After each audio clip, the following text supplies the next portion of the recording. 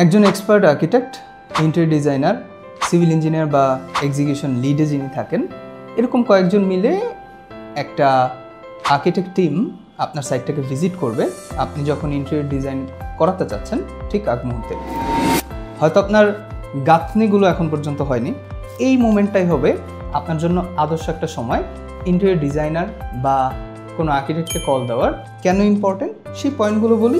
প্রথমত, আমরা বিভিন্ন সময় বিভিন্ন ভিজিটে পেয়ে থাকি গাঁথনি ওয়াল উঠে গিয়েছে, তারপরও আর্কিটেক্টের পার্সপেক্টিভে মনে হচ্ছে যে কিছু চেঞ্জেস করলে এটা ক্লায়েন্টের জন্য অনেক বেশি বেনিফিশিয়াল হবে।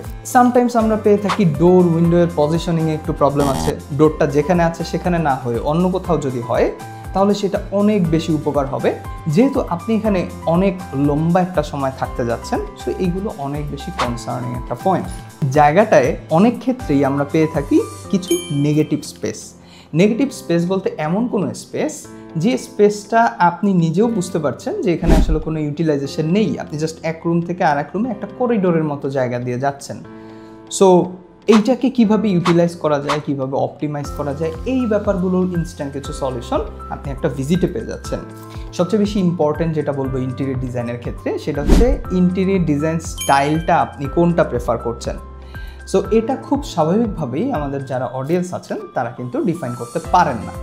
সেই জায়গা থেকে আমাদের নিজস্ব ফরম্যাটে আমরা কিন্তু একটা পার্সোনালিটি টেস্ট নিয়ে থাকি, যেই পার্সোনালিটি টেস্টের মাধ্যমে দ্যাট মিনস বিভিন্ন কোশ্চেন্স, বিভিন্ন এক্সপ্লেনেশন, আপনার সাথে ডিসকাশন, সেগুলোর মাধ্যমে আপনার ডিজাইন স্টাইলটা আমরা বের করে নিয়ে আসতে পারি অ্যান্ড আপনাকে সেটা আমরা জানিয়েও দিই।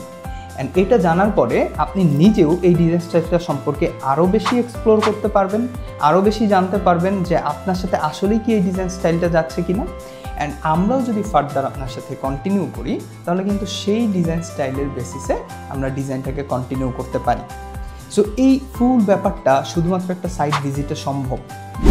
এন্ড অফ দ্য ডেতে একটা বাসা বানানোর ক্ষেত্রে আমাদের অনেকগুলো ডিসিশন নিতে হয়, অ্যান্ড আমরা চেষ্টা করি সবগুলো ডিসিশনে আমরা যাতে আমাদের বাজেটের মধ্যে থাকতে পারি।